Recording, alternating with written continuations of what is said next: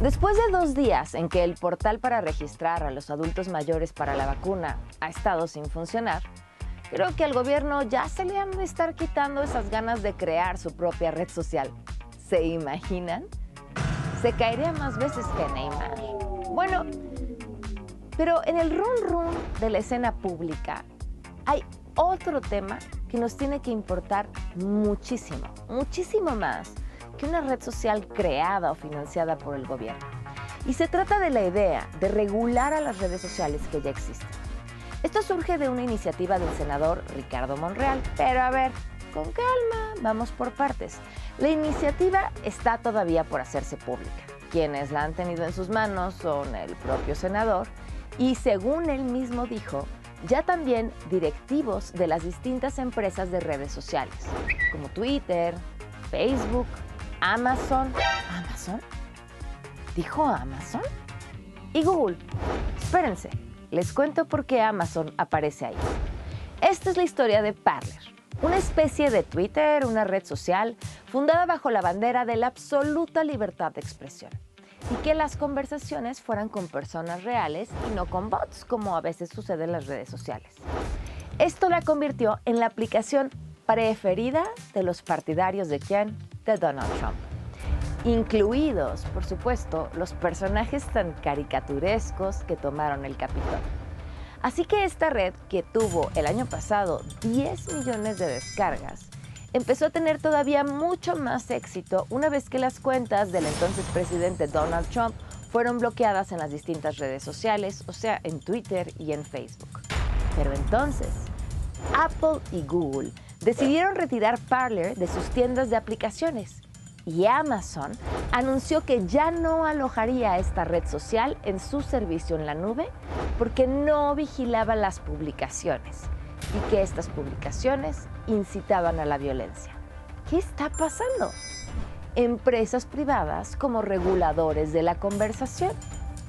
Es por esto que desde la versión del senador Monreal, la iniciativa que aún no conocemos busca garantizar la libertad de expresión. Pero ¿cómo lo haría?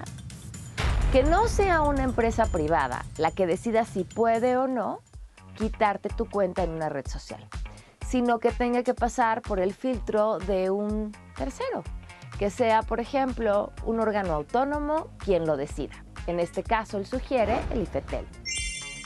Y es que en esto hay truco, porque recordemos que desde hace ya varias semanas, desde el gobierno, se ha estado llamando a una revisión de los órganos autónomos. Seguramente lo recuerdan, aquí lo hemos platicado, como con el INAI. Y el IFETEL es uno de estos órganos. Entonces, futureando, imaginemos que decidimos que sí, sea un tercero quien decida si Twitter o no te puede sacar de su red social. Pero luego imaginemos que el IFETEL deciden que desaparezca, que lo absorba una dependencia de gobierno y entonces al final es una oficina de gobierno la que va a decidir si te puedes o no quedar con esa cuenta en esa red social. ¿Se dan cuenta del enorme peligro que esto representaría? Por supuesto, insisto, estamos futureando, pero hay un potencial conflicto de interés. Las redes sociales no pertenecen a un hombre todopoderoso, dueño de ellas, no. Son empresas que cotizan en la bolsa y que responden a sus propios accionistas y necesidades económicas. Incluso cerrar cuentas no les conviene. Ya vimos que esto tiene para ellos costos económicos.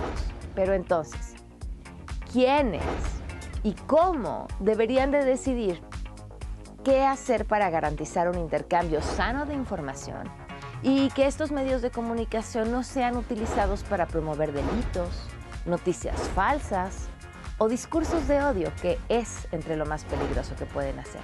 De entrada, tendremos que empezar por preguntarnos, ¿no está garantizada ya la libertad de expresión? ¿Urgen modificaciones o regulación? La misma Constitución traza los límites a la libertad de expresión y si revisamos las políticas de estas empresas, sus razones para quitarte una cuenta no difieren mucho de lo que dice la misma Constitución sobre los límites de la libertad. Finalmente son empresas privadas y tú tienes la decisión de si las usas o no, si estás de acuerdo o no con sus políticas, y si no las cumples, pues entonces te quedarías fuera.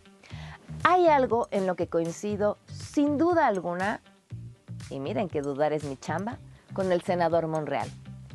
Este debate es muy interesante y apenas está empezando.